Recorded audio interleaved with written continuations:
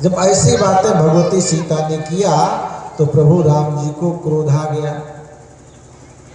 क्रोध आ गया, क्रोध में आग बबूला हो गए राम जी। उन्होंने कहा कुछ नहीं, इसी समय मैं सहस्त्रानंद रावण के ऊपर चढ़ाई करता हूं। सारी मुनि मंडली भी साथ में थी, पूरी सभा व्यवस्थित हो गई, सभी सैनिक तैयार हो गए। तुरंत सहस्त्रानंद रावण के ऊपर चढ़ाई कर दिया गया। सहस्त्रानंद रावण से युद्ध होने लगा। सहस्त्रानंद रावण पहले तो खिलवाड़ में 2-4 बाण मारा तो सारी सेना तितर बितर होने लगी। तो प्रभु राम को क्रोध आ गया। राम को क्रोध आ गया, उन्होंने एक बार ऐसा मारा कि मूर्छित होकर के सहस्त्रानंद रावण गिर गया और गिरा तो तुरंत उठ करके संभल गया, खड़ा हो गया। अब की बार जब सहस्त्रानंद रावण ने क्रोध में आकर के बाण मारा तो प्रभु राम की जितनी सेना थी जो जहां से आई थी वहां पहुंच गई। अब बताइए, जो जहां से सेना आई थी वहां पहुंच गई। सुग्रीव उग्रीव जाग ऋषि पर्वत पहुंचे, विभीषण जाग लंका में गिरी भदाक से, वहां पर कोई बचा ही नहीं। मात्र प्रभु राम जी बचे, सीता जी बची और ऋषियों की मंडली जो थी, ऋषि मंडली बची। ऋषियों के ऊपर उसने बाण नहीं चलाया था, इतने बचे थे। बाकी जो जहां थे वहां पहुंच गए। हनुमान लाल का कोई पता नहीं कहां चले गए, सब गायब हो गए सहस्त्रानंद रावण के प्रकोप से। दूसरा बार जब राम के ऊपर क्रोध में संधान किया तो भगवान राम मूर्छित होकर के गिर गए। अचेतना अवस्था आ गई प्रभु राम जी की। अब प्रभु राम जी जब ना उठे तो सीता जी बैठे बैठे बैठे बैठे सीता जी को क्रोध आ गया। इतना सीता जी को, जानकी जी को क्रोध आ गया, इतना क्रोध आ गया कि जो इतनी सुंदरी थी कि होने नहीं आगे होगी ही नहीं, वह सीता जी, जानकी जी आज क्रोधाग्नि में इतनी क्रोध से व्याकुल हो गई कि इनका शरीर काला हो गया। इनका शरीर काला हो गया, बिल्कुल काली माई बन गई भी तुरंत। चंडी का रूप सीता जी ने ले लिया, मुंडमाल इनके गले में आ गई। अट्टहास करके बड़े जोर से वहीं से छलांग लगाई और जाकर के सहस्त्रानंद रावण के कंधे पर विद्यमान हो गई, विराजमान हो गई, खड़ी हो गई। अब भगवती सीता का चंडी का रूप आ गया। भगवती सीता ने चंडी का रूप लेकर के सहस्त्रानंद रावण के ऊपर नृत्य करने लगी, तांडव करने लगी। जब भगवती सीता क्रोध में कालाग्नि के समान जीवा से आग निकलने लगी और सहस्त्रानंद रावण को नाच करके इन्होंने मार दिया। मात्र नाच में मार दिया, न कोई अस्त्र न शस्त्र, कुछ नहीं। सिर्फ उसके कंधे पर नृत्य करने लगी क्रोध में आकर के। सहस्त्रानंद रावण वहीं धराशायी हो गया, समाप्त हो गया। पृथ्वी हिलने लगी, डगमगाने लगी। अब क्या होगा?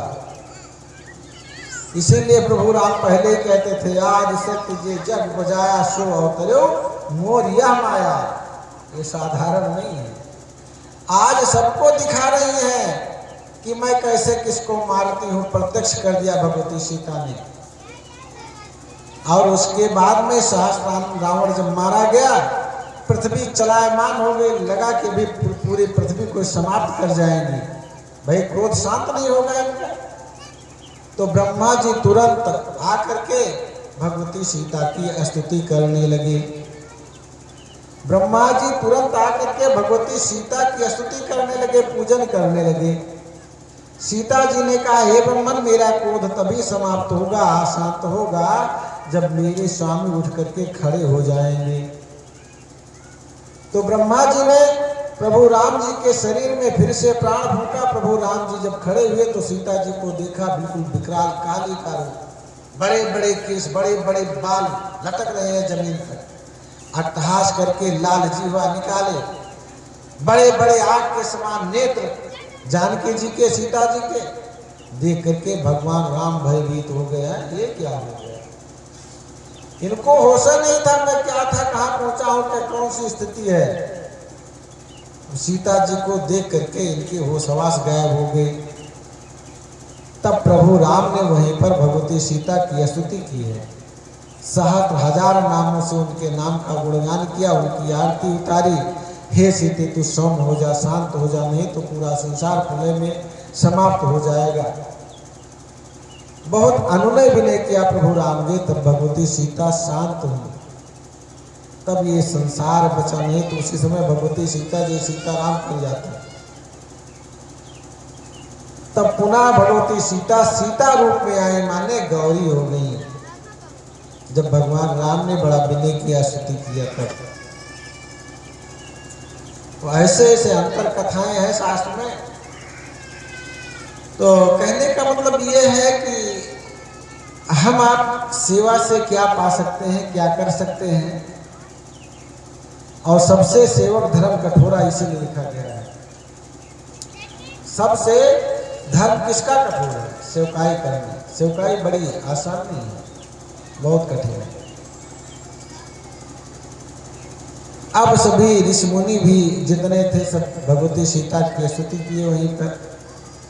और वहां पर सबने जाना कि वास्तव में सीता साधारण आदि शक्ति है, लेकिन ये मानस कथा नहीं है। मैं बताया अद्भुत रामायण की कथा है, अद्भुत रामायण में इसका वर्णन है।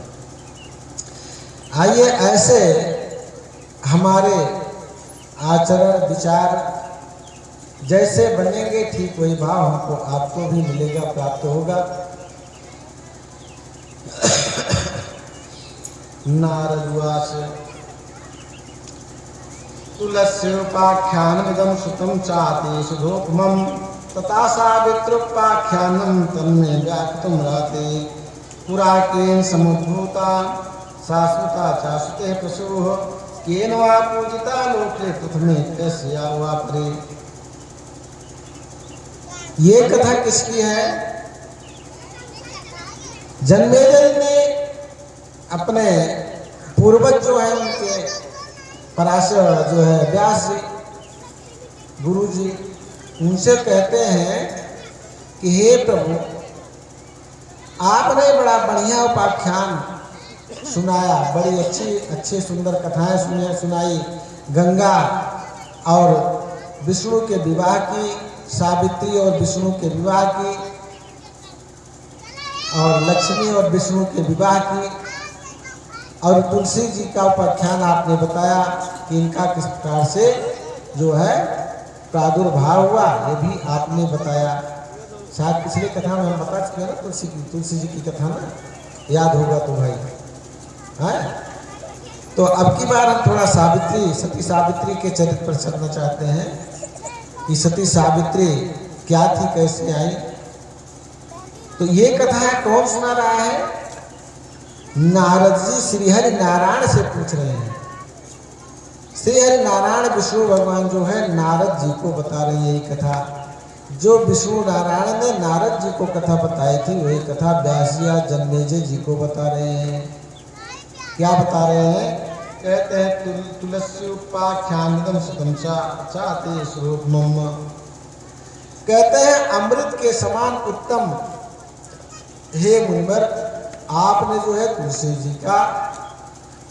जी का चरित्र बताया कि किस प्रकार से तुलसी जी जगत में आई और किस प्रकार से इनका शंखचूर्ण से विवाह हुआ और किस प्रकार से शंखचूर्ण मारा गया। ये सारी कथा आपने बताया। आज हमको इच्छा है तथा सावित्रोपाख्यानं तन्मे व्याकृतमर्हसि।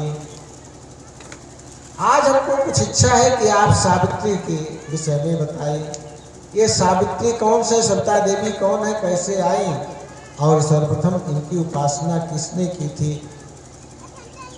सविता देवी की, सावित्री देवी की उपासना सबसे पहले किसने की थी, कौन था, इसके बारे में बताने की कृपा करें। पुरा केन समुद्भूता शाश्वता सुते पशुः केन वा पूजिते लोके प्रथमे कैसवा परे। किस पुरी में इनका ये उत्पन्न हुई, कहाँ पर पैदा हुई और कैसे बड़ी हुई, कैसे किसने इनकी पूजा की, ये कैसे संसार में प्रभाव में आई, इनके बारे में हमको बताने की कृपा करें। नारायण उवाच, नारायण भगवान ने कहा, ब्रह्मणा वेद जन्मे प्रथमे पूजिता मुने, द्वितीये च वेद गणश्च तत्पश्चात् सामगुणये, तथा तदा च सुपतिर्भूत भूपः पूजयामास भारते, तत्पश्चात् पूजयामास सुवर्णश्चत्वार एव च। कहते हैं ब्राह्मणा वेद जन्मे प्रथमे पूजिता मुने। ये सविता जी क्या है जानते हैं? ये वेदों की माता है, वेद की माता बताई गई है सावित्री जी, सविता जी। इन्हीं से वेद की उत्पत्ति हुई है, इन्हीं से वेद की उत्पत्ति हुई है। और वेद के द्वारा इनको सर्वप्रथम ब्रह्मा जी ने जाना, वेद के द्वारा सर्वप्रथम इनको ब्रह्मा जी ने जाना। वेद किससे उत्पन्न हुआ? वेद किससे उत्पन्न हुआ है? विष्णु भगवान के रोम रोम से वेद की ध्वनि हुई है। वेद किसी ने बनाया नहीं है। इसके बाद में उस ध्वनि को ऋषियों ने एकत्रित किया। इसीलिए अभी मैं बाढ़ पे बात चला रहा था इसी कथा के कारण कि जो आज संघे शक्ति हमारी बिखरती जा रही है, हम जो है भ्रमित होते जा रहे हैं। ये कथा यहां से, वेद को किसी ने बनाया नहीं, वेद स्वतः उत्पन्न हुआ है। किससे? वेद भगवान से, श्री नारायण के रोम रोम से ध्वनि आई है। उस ध्वनि को ब्रह्मा जी ने सुना है, ब्रह्मा जी ने सुना है। तो ब्रह्मा कौन है जानते हैं? रचयिता है। ब्रह्मा जी ने रचना किया, इसलिए ब्रह्मा जी को ब्राह्मण भी बताया गया है कि ब्रह्मा जी क्या है? ब्राह्मण है। आज जानिए इसको। इसीलिए रचना करता है, ये सबकी रचना किसने किया? ब्रह्मा जी ने। ब्रह्मा जी को रचयिता इसीलिए कहा गया है। तो उसके द्वारा, वेद के द्वारा जो है ब्रह्मा जी ने जाना। द्वितीय चा वेद गणेश तत्पश्चात् विश्राम गणी है। उस वेद की रचना जब किया ब्रह्मा जी ने, तो उस वेद के द्वारा विदुषी लोगों ने जाना, माने विद्वानों ने, ब्राह्मणों ने जाना। किसने जाना? ब्राह्मणों ने जाना। अब ब्राह्मण है क्या? सबसे पहली बात यही जानना चाहिए।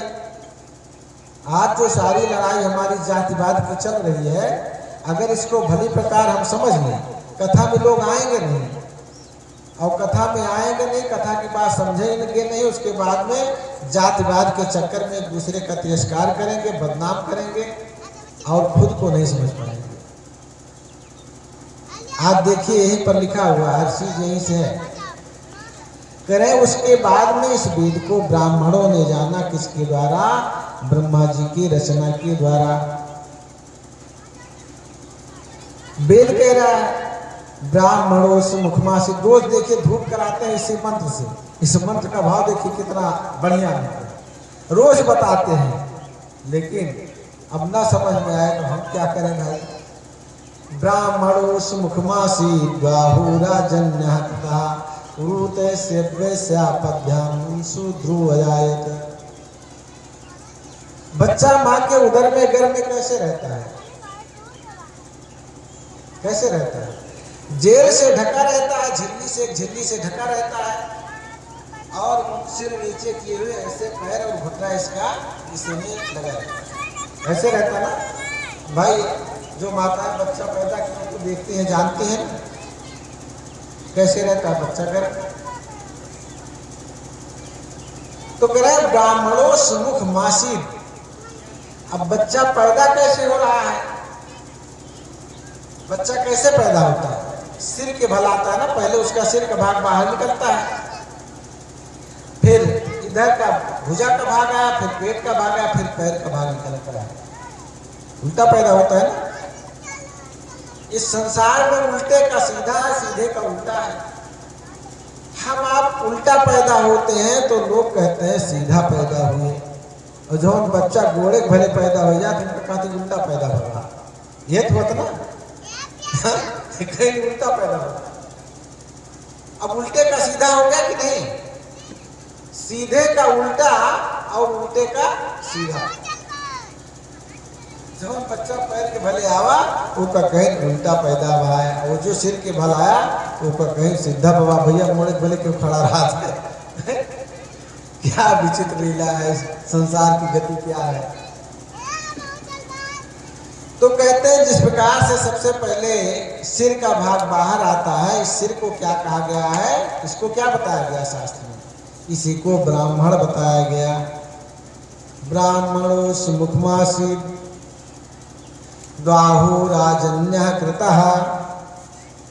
इस हाथ को जो है, जो बाद में आया, सिर के बाद आया, उसको क्या बता दिया गया, राजन्य कृता, राजा का कार्य माने क्षत्रिय का कार्य है, ये क्षत्रिय है। हाथ हमारा क्या है, क्षत्रिय है।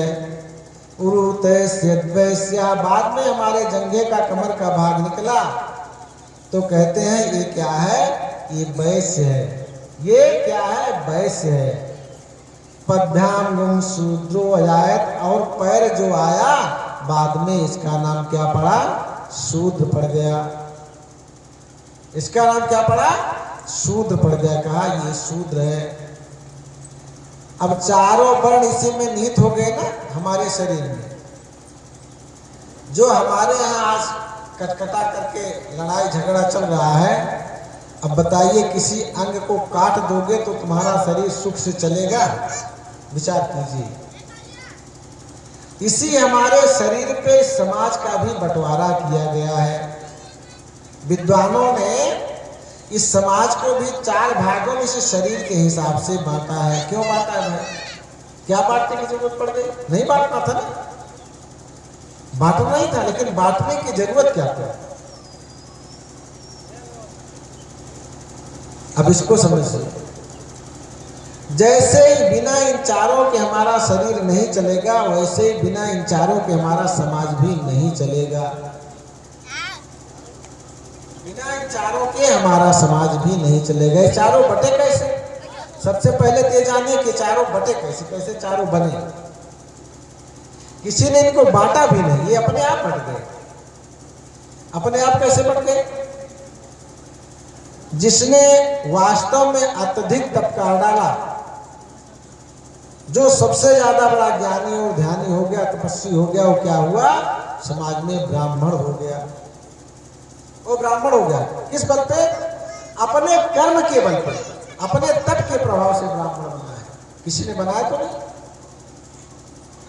जिसका तप का प्रभाव कुछ कम बना, जिसका तप का प्रभाव कुछ कम बना, जिसने सोचा कि अगर ये ऐसे नहीं मिलेगा तो मैं इसको अपने बाहुबल से जीत लूंगा, लेकिन इसको अपने बस में रखूंगा, वो क्या हो गया, क्षत्रिय हो गया। बनाया तो नहीं किसी ने ना, वो अपने कर्म के स्वभाव से क्षत्रिय हो गया। जिसका तप और कम हो गया, जिसमें ये बल भी नहीं रहा, मैं भुजा के बल से जीत लूंगा, हासिल कर लूंगा, और भाव ये बना भैया बिना खाए पिए तो काम चले, बिना खाए पिए काम चले, शरीर में रहे। तो वो क्या किया, कुछ पेट के लिए उद्योग करने लगा, धंधा करने लगा, वो क्या हो गया, वैश्य हो गया, उसको वैश्य कहा गया। जिसका तप और क्षीण हो गया, बिल्कुल क्षीण हो गया, नाम मात्र तप रह गया, और उसने कहा भैया इनके तीनों बराबर ही करे, हमारे बस के ना है ना, ऐसे सेवा पाती कह के गुजर बसर हो जाए, बस कैसे जीवन पार हो जाए, वो क्या बन गया, समाज में शूद्र बन गया। किसी ने बनाया नहीं, अपना कर्म ही उसको वहां तक लेकर के गया, अपना कर्म ही उसको वहां तक लेकर के गया है। अब जिसका श्रेष्ठ कर्म हुआ श्रेष्ठ हुआ भाई।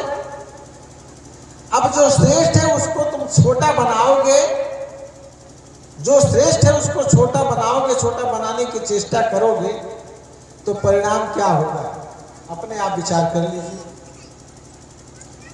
अच्छा और देखिए, यदि किसी का सिर काट दिया जाए तो वो कितने समय तक जीवित रहेगा, विचार कीजिए, अपने आप विचार कीजिएगा, मैं कुछ नहीं कहता हूं।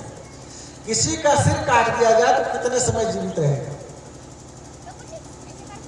नहीं जीवित रहेगा ना, कहानी समाप्त हो जाएगी। यदि उसका हाथ पैर काट दिया जाए तो शायद उपचार करने पर जीवित रहेगा, लेकिन जीवन सरलता से पार नहीं होगा, जीवन दुर्लभ हो जाएगा उसका, है ना। यही स्थिति समाज में ब्राह्मण की भी है। इस समाज में ब्राह्मण की ठीक है स्थिति है। इसलिए मैं कहता हूं कि हमको आपको व्यवस्था करनी चाहिए कि अगर कोई ब्राह्मण अपने आचरण से रह रहा है तो उसके आचरण की पवित्रता में उसकी सहायता करनी चाहिए, ना कि उसको और भ्रष्ट करने की चेष्टा करनी चाहिए। जैसे कुछ ब्राह्मण कहते हैं भैया हम ये सब चीज नहीं खाते पीते हैं, तो उनको लोग जबरदस्ती धोखे में, अरे पंडित जी अभी ये अलग बना हुआ है, ले जाकर के दे देते हैं। कुछ तो स्वतः खा रहे हैं, तो बातें नहीं करता, लेकिन जो अपने में शुचि हैं, पवित्र हैं, अच्छे विचार के हैं, उनको भी हम आप ले जाकर के भ्रष्ट कर देते हैं। और भ्रष्ट करने में क्या होगा, समाज दूषित होगा ना। रावण ने क्या किया था, रावण ने यही किया था, दुज भोजन मख होम श्राद्धा, दुज भोजन मख होम श्राद्धा, और जाई करहु तुम इन कर बाधा। रावण क्या करता है, जो दुष्ट है समाज में यही करते हैं। सबसे पहले क्या कहा उसने, दुष्ट भोजन, ब्राह्मण का भोजन दूषित कर दो। जब ब्राह्मण का भोजन दूषित हो जाएगा, आहार दूषित हो जाएगा, तो उनके विचार दूषित हो जाएंगे, विचार में पवित्रता नहीं रह जाएगी, उचित और अनुचित का निर्णय नहीं कर पाएंगे। और जब उचित और अनुचित का निर्णय नहीं कर पाएंगे तो परिणाम क्या होगा कि जो मैं चाहूंगा वही उनको करना पड़ जाएगा, मजबूर हो जाएंगे करने के लिए। ध्यान दीजिए कितनी रहस्य की बात उसने की। आज भी यही चल रहा है, आज भी रावण यही कर रहा है कि कोई चीज शुद्ध रहने मत दो, कोई चीज शुद्ध रहने मत दो, हर चीज दूषित हो जाएगा, तब तो हमारा प्रभुत्व आ जाएगा। आज भी तो ये चल रहा है। अगर कोई आचरण से रहना चाहता है तो उसको रहने के लिए जगह नहीं मिलेगी। कोई पंडित जी कहा भैया हम अलग बनाना खाना चाहते हैं तो जगह नहीं मिलेगी, बर्तन नहीं मिलेगी, पंडित जी जगह नहीं है। जय सीताराम जाइए कहीं अन्यत्र आप देख लीजिए, है ना। तो ये आहार पे बहुत बड़ा प्रभाव डालता है। आज की कथा में यही चलेगा, हमारी वाली कथा में सावित्री जी ने जमराज जी से इसको पूछा है। ये कथा भगवती सावित्री ने जमराज से पूछा, आगे अभी आपको मिलेगा कि कैसे, लेकिन पहले इसकी रूपरेखा तो जान। तो यदि समाज में इस धरती पे ब्राह्मण जिस दिन नहीं रहेगा उस दिन ये पूरा समाज ही प्रलय को प्राप्त हो जाएगा, इसको मान लीजिए। जैसे सिर के काटने से हमारा शरीर नहीं रहेगा, उसी प्रकार से जिस दिन इस धरा से ब्राह्मणत्व तो समाप्त हो जाएगा उस दिन ये धरा समाप्त हो जाएगी। और एक चीज आगे मैंने कथन क्या बताया है कि ब्राह्मणों के यहाँ विकल की कथन शायद बता रहे थे, शालिग्राम समाप्त हो जाएंगे, चले जाएंगे, तुलसी चली जाएंगी, गंगा मैया चली जाएंगी, आयु क्षीण हो जाएगी, छोटे छोटे हो जाएंगे, 30 वर्ष तक पहुंचते पहुंचते जय सीताराम, यही बताया था ना। ये क्या है, इसी अति का प्रभाव है। इसी अति का प्रभाव ऐसा बनेगा कि हम आप इस स्थिति को पहुंच जाएंगे। तो बताइए कि यहां भैया विरोधाभास किसका है, अच्छे आचरण करने वाले का, जो अच्छा ही बता रहा है उसका तिरस्कार कर रहे हैं, उसको बहिष्कृत कर रहे हैं, उसकी बात को समझ नहीं रहे, ना वहां तक जा रहे हो। उसके बाद में कहोगे पंडितों ने ऐसा नहीं किया, ऐसा बना दिया। पंडितों ने कहा बनाया भाई, ये तो हमारे आपके कर्मानुसार बट गया ना। इस प्रकार से चारों वर्णों की उत्पत्ति हो गई, चार भाग में हम आए, माने चार भाग में समाज बटा। अब चार भाग में समाज बटा तो चारों में कितना बढ़िया प्रेम है। अरे जैसे इन तीनों को लेकर के चलने वाला कौन है, पैर है ना। पैर ही के सहारे तो वैश्य और क्षत्रिय और ब्राह्मण चल रहा है, इनको लेकर के चलने वाला कौन है, पैर है, शूद्र है ना। ऐसे इन तीनों वर्णों को लेकर के चलने वाला कौन है, शूद्र है। चाहे जितनी गंदगी हो कहाँ वहां उस गंदगी में कौन घुसता है, पैर ही घुसता है ना।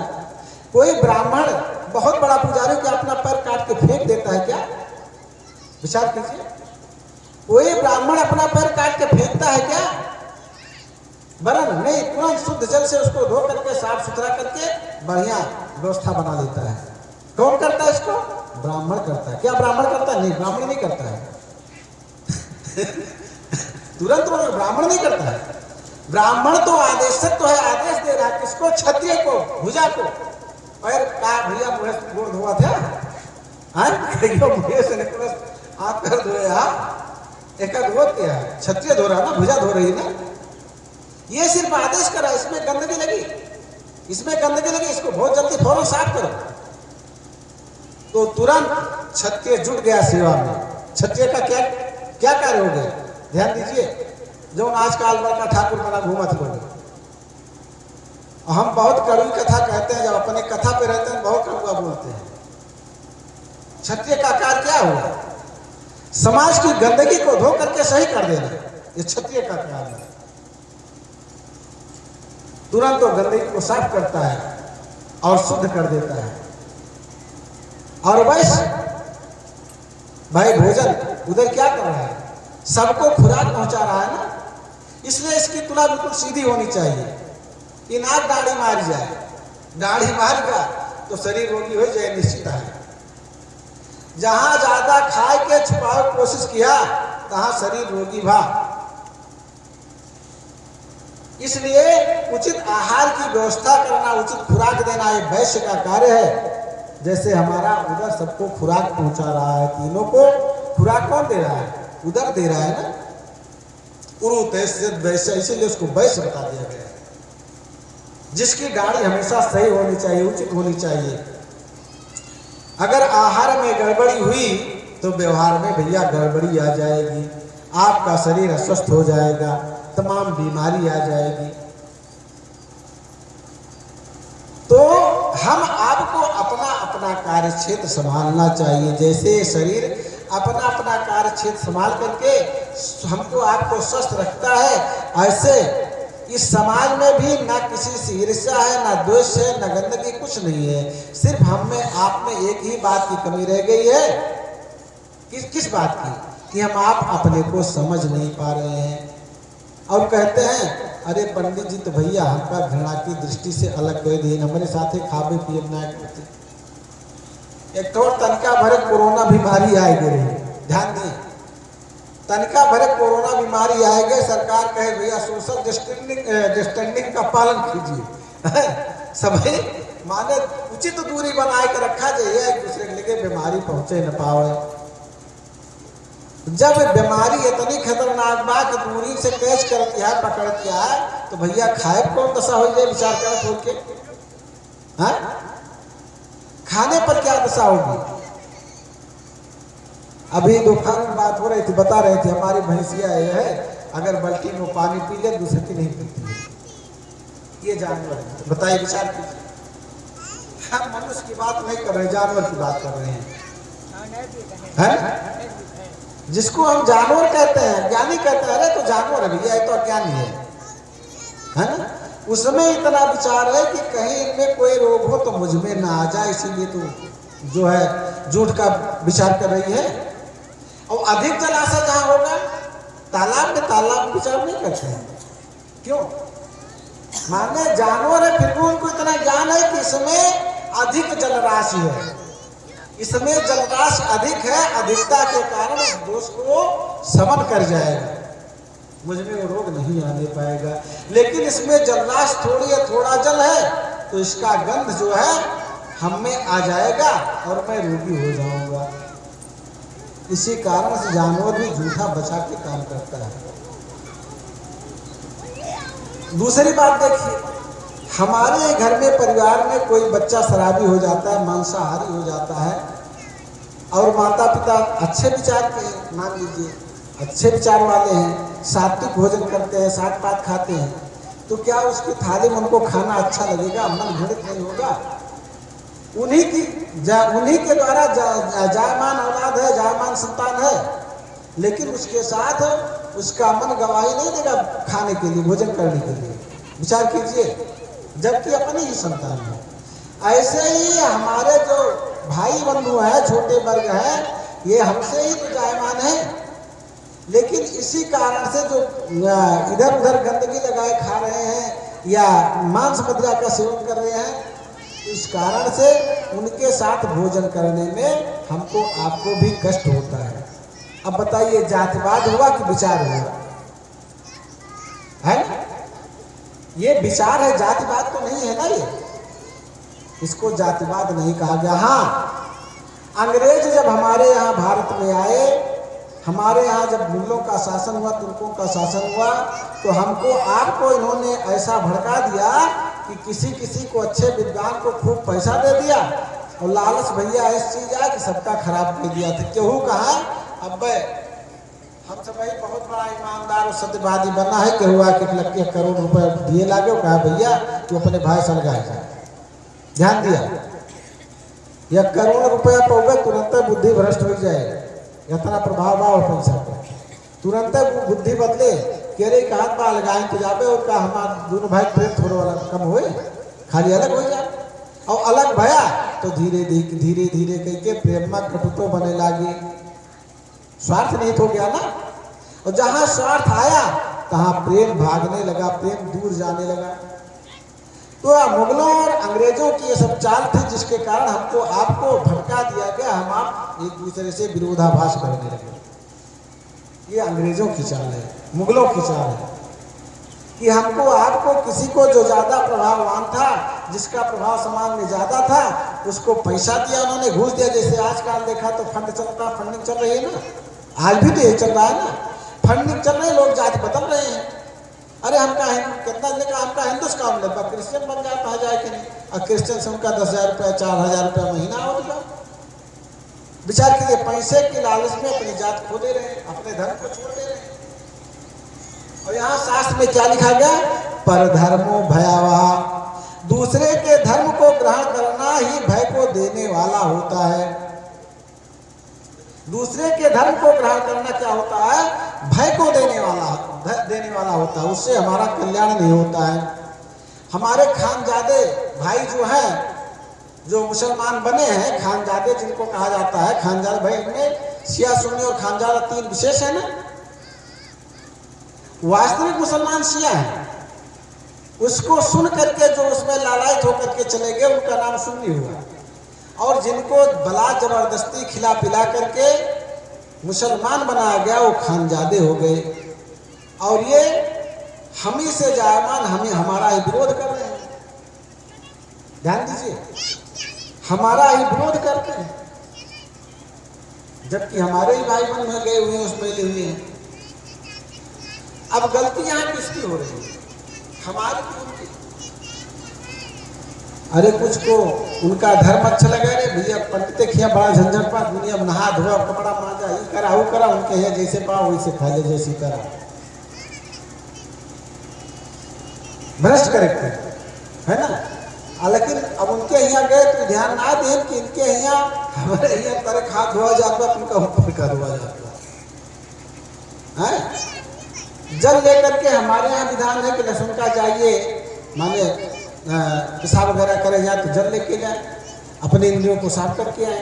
उनके यहाँ भी बंधानी लेकर के जाते हैं ना, हमारे यहाँ शुद्ध जल से जाते हैं, उनके यहाँ जैसे राम जोई राम सोई राम में जाते हैं। चल तो उनके यहाँ भी आ रहा है ना, जो उनके यहाँ मौलवी वगैरह है उस चीज को अपनाते हैं, लेकिन सब तो नहीं अपनाते हैं। लेकिन जो मौलवी वगैरह है, और मौलवी वाले उनके यहाँ कौन होता है जानते हैं? पंडित है उनके यहाँ मौलवी, उनमें भी तो जाती है ना। और देखिए भ्रष्ट तो कर दिए, भ्रष्ट करके मुसलमान बना लिए, लेकिन तुम्हारे यहाँ की लड़कियों उठा ले जाएंगे, विवाह कर लेंगे, लेकिन अपने लड़के के विवाह तुम्हारे जो है अपनी लड़की के विवाह तुम्हारे यहाँ नहीं करेंगे। जातिवाद पैदा कर दिए कि नहीं? जातिवाद हो रहा है उनमें कि नहीं हो रहा है? और स्वीकार नहीं कर रहे, फिर भी हम मुसलमान हैं। तो हमको आपको लड़ा गए, और उनमें खाली एकता का भाव है, जिसके कारण हम आप उनको कुछ नहीं कर पा रहे हैं। कहीं गलत होगा तो तुरंत एक हो जाएंगे, उनके धर्म पे कोई उठा दे तुरंत एक हो जाएंगे। लेकिन हमारे यहाँ हमारे ही भाई बहन अपने ही धर्म का विरोध करना चालू कर देते हैं। क्यों? अज्ञानता में, अज्ञानता के कारण ऐसा होता है। अगर हमारे पास ज्ञान आ जाए, हमारे समझदारी आ जाए, तो हमारे यहाँ विरोधाभास कदापि नहीं होगा। अरे इसी मानस में आया है कि जब निषाद राज केवट भगवान राम को पार किया और भरत जी मनाने के लिए जाने लगे चित्रकूट, तो रास्ते में निषाद राज ने पहले घेराव किया कि कहीं भरतलाल लड़ाई के लिए तो नहीं जा रहे हैं। राज्य का मत बहुत खराब होता है। राज्य के मन में आकर के कहीं राम को अकेला पाकर के मारने के लिए तो भरतलाल नहीं जा रहे हैं, इसलिए निषादों ने घेर लिया था चारों तरफ से। तो कोई बुजुर्ग उसमें था नहीं, पहले लड़ाई हो जाए भाई, लेकिन कोई बुजुर्ग था, कोई बूढ़ा निषाद था। उसने कहा भैया सगुन अशगुन दुई हुआ था, सगुन अशगुन दुई हुआ था। अरे भरतलाल को पहले भेंट तो कीजिए कुछ। अगर लड़ने जा रहे होंगे तो जिस पर हाथ लगाएंगे उसी से सिद्ध हो जाएगा कि लड़ने जा रहे हैं अथवा मिलने जा रहे हैं। लड़ने जा रहे हैं अथवा मिलने जा रहे हैं। देखिए कितना दिमाग लगा बूढ़े निषाद राज ने। क्या किया? सगुन भेज दिया। पहले एक भाई को लेकर के सगुन भेज दिया। क्या भेजा था? मीन पीन पाठीन पुराना, मीन पीन पाठीन पुराना। पढ़ना मछली हुआ था ना।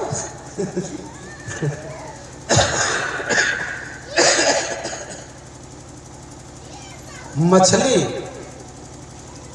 और पुराण,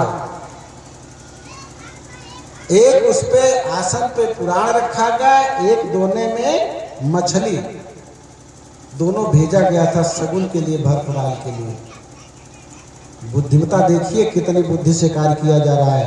कोई जान भी न सके और काम भी बन जाए। अब भरतलाल जिसको स्वीकार करेंगे, जिस पे हाथ लगाएंगे उसे सिद्ध हो जाए। किसके लिए जा रहे हैं? अगर भरतलाल मछली पे हाथ लगाएंगे तो इसका मतलब इनकी बुद्धि में तमोगुण आ गया है, तामस आ गया है, युद्ध के लिए जा रहे हैं। अगर भरतलाल पुराण पे हाथ लगा देंगे तो इसका मतलब जो है इनमें स्नेह है, मित्रता के लिए जा रहे हैं राम जी से। और वहां लक्ष्मण जी ने सेना देखा, लक्ष्मण भी तमतमाए लिए धनुष बाण पेड़ पर चढ़ के देख रहे थे। लक्ष्मण को भी क्रोध आ गया था, अकेला पाकर के लड़ने के लिए आ रहे मेरे बड़े भैया से। लेकिन जब यहाँ निषाद राज ने भेजा और पुराण मछली देखा भरतलाल ने, तो भरतलाल अरे राजकुमार है भाई, और वो भी अवध नरेश के राजकुमार। देखा भाव तुरंत समझ गए, पुराण पे इन्होंने हाथ रख दिया। निषाद राज ने बड़े प्रेम से, मानो भगवान राम से मिल रहा है, वो बड़े प्रेम से गले मिला है। इधर भरतलाल जी ने जो है गले मिले भरतलाल जी निषाद राज से। उसके बाद में निषाद राज को वशिष्ठ जी ने भी अपने हृदय से लगाया है। बहुत भेंटा है वशिष्ठ जी ने कि भैया तुम्हारे भाग्य धन्य है जो तुमने जो है हमारे शिष्य प्रभु राम को जंगल में जाने में तुमने सहायता की है। साथरी बिछाया था। अरे कुछ की साथरी कौन बनाने वाला था? निषाद राज ही बनाने वाला था। भगवान राम की कुटिया सबसे पहले किसने बनाई थी? निषाद राज ने ही बनाई है, जाकर के चित्रकूट में। इतनी सहायता किया था निषाद राज ने। आज वशिष्ठ जी और भरत जी बड़ी सराहना कर रहे हैं निषाद राज की। क्यों? सत्कर्म से। उसी सत्कर्म के प्रभाव से जब निषाद राज बिल्कुल राममय हो गया है, तन्मय हो गया है, सारे दुर्गुण समाप्त हो गए, तो आज वशिष्ठ जी ने निषाद राज को गले से लगाया है। ध्यान दीजिएगा ये कथा में, जो हम आप आज ऐसा कहते हैं ऐसा कुछ नहीं है। और यही अंग्रेज जब आए हमारे यहाँ और इन्होंने हमको आपको इतना भड़का दिया, इतना भड़का दिया, क्या किया? कहीं भैया ये अछूत हुए, शूद्र अछूत हुए कितना जगह, तो उनके कमर में झाड़ू बांध के बंधाए लेके जाते रहे। क्यों? ताकि ये लोग बिगड़ जाए, आपस में इनमें विरोधाभास हो जाए और ये आपस में लड़ करके समाप्त हो जाए। इस बात को हमको आपको समझना चाहिए। झांसी की रानी सीरियल देखिए, एक जनेऊ के लिए लोहार को भड़का दिया अंग्रेज ने, और एक जनेऊ के लिए, जनेऊ पहनने के लिए आप लोग जनेऊ पहनते हैं, हम क्यों ना पहने। इस कारण सीरियल देखिए ना, कितने जवान शहीद हो गए हैं, मर कट गए उस जनेऊ के लिए। अंत में झांसी की रानी ने समझा बुझा करके कंट्रोल किया। तो इतिहास पुराण को पढ़ने पर हमको आपको सद्बुद्धि की सद्ज्ञान की प्राप्ति होती, लेकिन जब कथा में जाएंगे, कथा में मन लगाए कि कथा की बात को समझेंगे, तब संगे शक्ति की बात है। जब हम आपस में एक संघ में होंगे तभी हमारी शक्ति मजबूत होगी। आज सावित्री जी कह रही है वेद की जननी जो है, वेद की जननी, वेद जिनसे उत्पन्न हुआ सावित्री जी, ये कौन सी है, कौन सी देवी है, कैसे आई, इनके द्वारा वेद कैसे चला। और इस वेद की बात को सर्वप्रथम किसने जाना?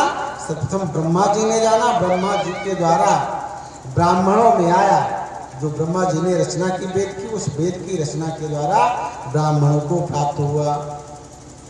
देव भागवत कथा है और पुराण में आप सुनेंगे तो कुछ और बात मिलेगी कि जो है वेद भगवान अश्व के रूप में आए थे, घोड़े के रूप में आए थे। क्यों? ये भी कथा इसी में पीछे चली गई है। अब वो कथा बताओ लागे तब भाई कथा चली जाएगी। थोड़ी सी सुन लीजिए, हल्का सा इशारा देख लीजिए क्यों हुआ ऐसा। एक जो है वो दानव हो गया था जिसका मुख घोड़े के समान था, बड़ा दुर्जय था, उसको कोई जीतने वाला नहीं था, उसको कोई जीतने वाला नहीं था। अब भगवती की इच्छा, एक बार भगवान विष्णु देवासुर संग्राम में लड़ते लड़ते थक गए थे। लड़ते लड़ते थक गए तो अपने धनुष को ऐसे टेक करके निंद्रा लेने लगे, सो गए विष्णु भगवान।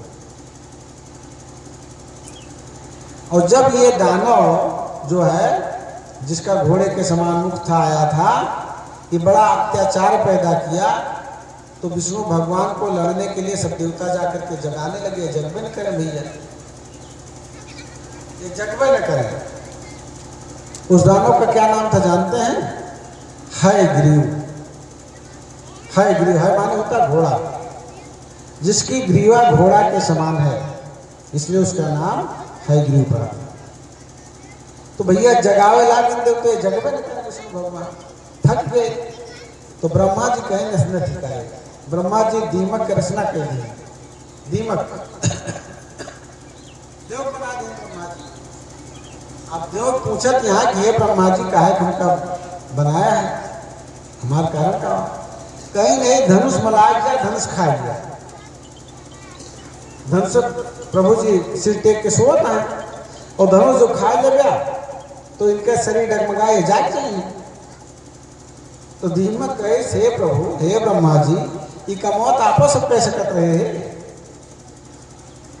अरे अपने खुद खा के जगा दिया भाई, अपने खुद खा के जगा दिया, एक अपनों कैसे कहते हैं ना, हमका बनाओ कौन कारण भाई। ब्रह्मा जी कहा था कि अपने से बड़े का सोत ना है तो जगाओ के ना चाहिए। काहे का? हो ही पाप को घात समाना, इतना बड़ा अपराध हुआ था। कहीं अपने से जो श्रेष्ठ हुए, बड़ा हुए, गुरु हुए, माता पिता हुए, इनका जगावे के ना चाहिए निंदा में। धीमक कहा कि हमारे यहाँ जितना देवता हुआ थे सब बहुत स्वार्थी हुआ थे, और वहीं मापो लिखता है माने हमारा हानि न हो, फिर हम जगाओ तो हमारा भी तो विनाश होगा ना। अपने विनाश का तो ना डराता बात फंसत है कि नहीं, कि अपना तो डराता है जगाओ कहा, अपने से बड़े जगाओ ना चाहिए, अब वही जगाओ हमारा से ना कह दिया। तो कहें भाई एक भारत बाहर रचना कहें कि तो खुद खा के न जगाओगे ना, तो कहीं धनुष में लाग जा, धनुष धीरे धीरे खा लिया, जो धनुष टूटे खड़बड़ाए तो अपने ही लिए नहीं जाग जाइए। कहीं नहीं तो अपने कर ले, धनुषिया पकड़ खींचे होते भाई, ये कैसे कहते हैं न जगा डायरेक्ट, ये कैसे कहते हैं। अब ब्रह्मा जी कहें कि भाई अब दोस्त हो ये बा, लेकिन एक तुम्हें फल मिले। कहीं कौन फल मिले भाई? सुर नर मुनि सब कहियारी थी, सुर नर मुनि सब कैयारी थी, और स्वार्थ लाई करें सब प्रीति। जितना मनई यहाँ देवता है सबका ये रीति बा कि बिना स्वार्थ के क्यों केहू से प्रीति ना कर दिया। अगर कुछ स्वार्थ रहे तो वो का देख के महाए दौड़े होकर यहाँ कुछ कारण जरूर रहा था। दीमक ने कहा कि हे ब्रह्मन, आपने मेरी रचना किया इस कार्य के लिए, इस अपराध करने के लिए, तो इसका लाभ हमको क्या मिलेगा। ब्रह्मा जी कहें कि जब हवन होते रहे तो हवन में हवन करे से जब भाग बहिरे गिर जाए ओके अंश तुमका मिले, ये लिए ओका उठा के दोबारा हवन कुंड में ना डाले चाहिए। जैसे सुहा करे ला गया, जैसी देव भागवत कथा है जान लीजिए। हवन में जो सुहा करे लागा और चुटकी से पहले कुछ गिर जाए वो का उठा दोबारा हवन कुंड में ना डाले चाहिए। दो सुहा थे वो दीमक का अंश गिर जाता है। तो ब्रह्मा जी कहें कि भाई अंश तुमका मिले। तब दीमक कहें ठीक है, जब इतना मिले तो भाई ठीक है, थोड़ा पाप सही अपराध है सही। तो दीमक धनुष में लग गया, धीरे धीरे करके काटने लगा। और जैसे उस धनुष की नोक कटी और नोक कटने के बाद में डोरी पर दीमक लग गई, डोरी कटी। जब डोरी कटी तो चूंकि चढ़ी नहीं प्रत्यंचा होकर बस बड़े जोर से झटका लाग और डोरी के झटका से विष्णु भगवान का सिर कट गया। विष्णु भगवान का सिर कट गया। कहा जाओ उतरे, कहा दूसरा आप तैयार है। यही है विष्णु और माया बनी ऐसी। ये क्यों छोड़ती ना भैया। वो दिन कथा बता रहे हैं, इन्होंने किसी को नहीं छोड़ा, किसी को नहीं छोड़ा। न ब्रह्मा छोड़ी, न विष्णु छोड़ी, न शंकर के ना छोड़ी, सबका जरूर फिरे पे। जय सीताराम। विष्णु भगवान का सिर कट गया, हाहाकार मच गया। यहाँ है युद्ध तैयार है, लड़कता है, मार काट मचावता है। और जकरे सहारा सब जने रहे हुए जय सीताराम होगा मूर्ख व्याग काव करें। अब तो सबके बोलती बंद, अब काव किन जाए, अब काव किन जाए, कि बुद्धि काम ना करते। तब ब्रह्मा जी ने तुरंत कुछ नहीं सूझा तो ब्रह्मा जी का याद आवा। जैसे कन्हैया कथों बता रहे हैं कि जब विष्णु भगवान का जगावत रहे तब वो ना जागत रहे तो निंद्रा देवी आके इनका मोही रही। निंद्रा देवी इनको मोहित किए थी। आज भी हो सकता है कुछ कारण हो, आज भी कुछ कारण हो। ब्रह्मा जी ने तुरंत भगवती की स्तुति चालू कर दिया। या देवी सर्वभूतेषु मातृरूपेण संस्थिता, नमस्तस्यै नमस्तस्यै नमस्तस्यै नमो नमः। हे माता, आप सारे संसार की माता हैं। आप तो सारे संसार की माता है, जगत माता है। आज आपके पुत्रों पे बड़ा भारी संकट आ गया है। क्या असुर हमारे पुत्र नहीं है? भाई उन्होंने पुत्र हो उनके। हाँ पुत्र तो है, लेकिन माता पिता जब दो पुत्र आपस में लड़ने लगते हैं तो माता पिता समझा बुझा करके शांत करते हैं। इस समय हम पुत्रों के ऊपर बड़ा संकट आ गया है। हमारा कल्याण कैसे होगा, इसका मार्ग बताइए। हम जिसके भरोसे थे, प्रभु जी के भरोसे थे, उनका भी सिर कट चुका है। ये क्यों हो गया हमारे समझ में नहीं आता। हमारी मदद करने वाला इस संसार में कोई नहीं दिखाई देता। जब ऐसा ब्रह्मा जी ने बड़ी स्तुति की, विनय की, तो माँ भगवती को दया आ गई। माता भगवती अष्टभुजा के स्वरूप में आकाश में दर्शन दिए, महालक्ष्मी के रूप में, और आकाशवाणी हुई। माता भगवती ने गंभीर वाणी में कहा, हे ब्रह्मन, जो है तुम्हारे पितामह जो है तुम्हारे पिता का विष्णु का सिर कटा है ना, ये क्यों कटा है जानते हैं? हे माता, मैं ज्ञानी कैसे जान सकता? माँ भगवती ने कहा मेरी इच्छा से कटा है। हमारी ऐसी इच्छा हुई तो इनका सिर कट गया। अब सब देवते घबरा गए, हमन कौन इच्छा है भैया कि भगवान ने मुंह काट लिए हैं? सब देवताओं ने कहा, हे माता, इसमें कौन सी आपकी बहुत बड़ी अच्छी इच्छा थी कि जो प्रभु जी का सिर कट गया? माता जी ने कहा, हे ब्रह्मन, मेरे द्वारा एक हयग्रीव नाम का दानव है, वो आशीर्वाद प्राप्त कर चुका है। उसने मुझसे वरदान लिया था कि मुझको ऐसा वरदान दीजिए कि मेरे ऊपर न कोई देवता विजय पा सके, न कोई मानव विजय पा सके। मानेश्वर असुर कोई विजय ना पा सके, ना कोई मानव विजय पा सके। तब कौन विजय पा सके? जो मेरी जाति वाला हो, जो मेरी जाति वाला हो, वही द्वारा हमारी, और हम इतना बलवान हो कि हमारे जाति वाला हमसे हमका जीत ही न पाए। बुद्धि कैसे भगवती भ्रष्ट करा से विचार करें। वो का ये अभिमान भक हमारी जाति वाला हमका जीत न पाए, और बाकी और सबका वरदान दे दिया वो उसे हम जीता न जाए। तो भाई अब करे जाति वाला जब उसे बलवान हुए तो बटू का जीत पाए। इसलिए मेरी इच्छा से विष्णु का सिर कट गया है। इनके सिर में, इनके धड़ में, शरीर में ला करके घोड़े का सिर काट करके जोड़ दीजिए, अब ये जीवित हो जाएंगे, अब ये जीवित हो जाएंगे। तो ब्रह्मा जी भैया आदेश दें, एक घोड़ा का सिर काट के लाए के नहीं, विष्णु भगवान के धड़ से जोड़ दें, तो विष्णु भगवान तुरंत जीवित हो गए। एक बार हयग्रीव भगवान की जय।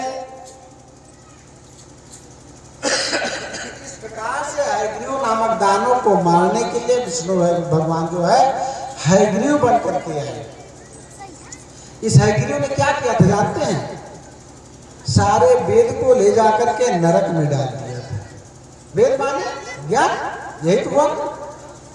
वेद ही ज्ञान की जननी है, सावित्री ही वेद की जननी है। तो जब हयग्रीव ने ये किया, अत्याचार करके सबका वेद, सबका ज्ञान उठा ले गया, अपने अंदर कष्ट में कर लिया, नरक में डाल दिया। तो उस वेद को निकालने के लिए भगवान हयग्रीव के रूप में आए, घोड़े के रूप में आए, और उस हयग्रीव का वध कर दिया। उस हयग्रीव का वध करके जो है, इन्हीं हयग्रीव भगवान ने पुनः वेद को स्थापित किया है।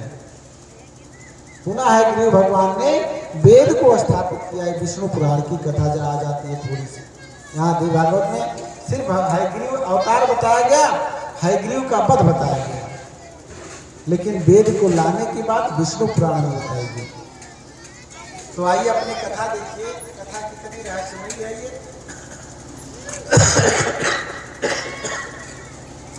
आज इस कारण से विष्णु भगवान को हयग्रीव के रूप में आना पड़ा और वेद को पुनः स्थापित करना पड़ा, जो ब्रह्मा जी को प्राप्त हुआ था।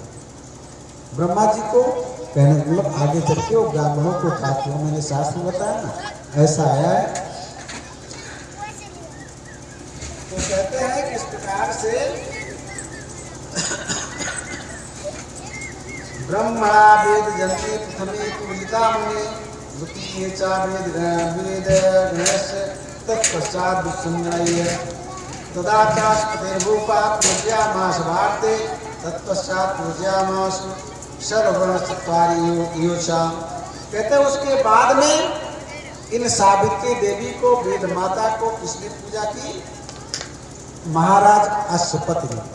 किसने पूजा की? अश्वपति ने वेद माता की पूजा किया, वेद जननी की पूजा किया। महाराज अश्वपति ने जो है वेद माता की पूजा किया। कैसे पूजा किया? उसके बाद में कहते हैं तत्पश्चात पूज्या सर्ववर्ण चत्वारि योचा। उसके बाद में चारों वर्णों ने जो है वेद माता गायत्री की पूजा किया, सावित्री की पूजा किया, चारों वर्णों ने। यहाँ तो ब्राह्मण क्षत्रिय शूद्र वैश्य नहीं बताया गया ना, ध्यान दीजिए, जो आज हम लड़ रहे हैं। यहाँ पर वेद को सुनने का अधिकार सबको बताया गया है, सबने इसको जाना, सबको बता दिया गया कि सबने इसको जाना, इसके अनुसार सभी वर्ण चलने लगे। राम का राज्य कैसा था? राम के राज्य में क्या व्यवस्था थी? यही तो व्यवस्था थी ना। जब राम का राज्य आया तो किसी से कोई ईर्ष्या द्वेष नहीं था। राम राज बैठे त्रैलोका, राम राज बैठे त्रैलोका, हर्षित भये गए सब शोका। जब भगवान राम राजा बन गए, राजा हुए, तो उनका राम का राज कहीं राम राज आ गया। राम राज का मतलब हर्षित भये गए सब शोका, सारा शोक समाप्त हो गया, चारों तरफ प्रसन्नता ही प्रसन्नता छा गई। सब खुश रहा लागे भैया राम के राज्य में। कौन इस व्यवस्था हो गई तो सब खुश रहा लागे। बयरुण कर काहू सन कोई, बयरुण कर काहू सन कोई, राम प्रताप विषमता खोई, राम प्रताप विषमता खोई। जब राम का राज्य आ गया तो राम के राज्य में भगवान राम का ऐसा व्यवस्थित शासन चला, सबको समझा बुझा करके इस ढंग से सबको एडजस्ट कर लिया, अपने में समा लिया कि बैर न कर काहू सन कोई, कोई किसी का विरोध करता ही नहीं था, कोई किसी का विरोध नहीं करता था। विरोध कब होता है? जब अज्ञान होगा, जब अज्ञान होगा तो फिर विरोध होगा ना। अरे भाई दो चार लड़का है, अब आप पिताजी हुए, अब आप पिताजी हैं तो चारों के साथ कैसे व्यवहार करेंगे? आप समान व्यवहार करेंगे ना, समान व्यवहार करेंगे, लेकिन फिर भी आपके संतान के लिए वो व्यवहार असमान सा दिखाई देगा, असमान सा दिखाई देगा। क्यों? और यही कारण से आज हमारे बच्चे हमसे आपसे नाराज हो जाते हैं, लड़ने झगड़ने लगते हैं। कथा समझना बड़ा कठिन है भाई। बड़का बेटवा पैदा भय, बड़की बिटिया पैदा भय, तो जो कुछ लेके आया बाजार से समूचे उसका दे दिया ना, ध्यान दिया, पूरा अधिकार के क्या बाबा बड़के कुल बड़के दे भाई को और बच्चा तुम्हारा ना, तो सारा जो कुछ कमा करके ले आए बड़े बच्चे को दे दिया, बड़े प्रेम में, बड़े लाड में। कुछ समय बीता, जब दूसरा आ गया तब भी कमा के ला रहे हो, अब दूसरे कुल दे गया तो बड़का नाराज होने लगे, हमका कुछ पापा हमार देवे ना किन, बाबू हमार कुछ देवे ना किन, दू आँख करे लगे। ध्यान दीजिए, मन वही उसका मलिन हो लेगा, जबकि उसको ये भूल गया कि हमको जब पिताजी थे आते थे तो सारा सब कुछ हमको देते थे, तो आज छोटे का अधिकार बना न लेने का है। उसको तो और प्रसन्नता होनी चाहिए, बहुत अच्छा करता है, छोटे खवाता है, हमका खवा दिया, कितना बड़ा के दी, लेकिन ये भाव नहीं रह जाता है। यही हमारी आपकी कमी है, यही सद्ज्ञान है, यही हमारी आपकी कमी है। तो छोटे वाले में तो हिस्सा बन गया ना, तुरंत दो हो गए, उसके बाद तीसरा आया तो ये दोनों नाराज होने लगे, तो उसको कितना मिला? जो कुछ लावत है उसके तीसरे हिस्सा उपावत बा, जो हिस्सा दूजने भोगत है, जबकि पहले भोग यहाँ समूचे भोग यहाँ। चौथा आया तो 4 हिस्सा लग गया, पांचवा आया तो 5 हिस्सा लग गया, और उसके बादों कहता है खमार महतारी बाप बुयाख करता है। अपनी बुद्धि को, अपने विचार को नहीं समझ पा रहे कि मैं कुत्सित हूँ, मेरे विचार कुत्सित हो रहे हैं यहाँ पे, मैं क्योंकि मैं स्वार्थ में अंधा हो गया हूँ। अरे माता पिता ने हमारा पालन पोषण किया, हमको इस योग्य बना दिया, अब उसको कुछ धैर्य धारण करना चाहिए ना। ये धैर्य समाप्त हो गया, जिसके कारण परिवार में विघटन चालू हो गया। अब जब बेटे में विचार आया तो बहू आएगी तो उसका विचार कैसा बन जाएगा? बहू आएगी तो उसका विचार क्या बनेगा भाई? उसके विचार तो और भी दूषित हो जाएगा, क्योंकि उसको उनकी सहायता मिल जाएगी, मांगे सोने में सुहागा मिल जाएगा।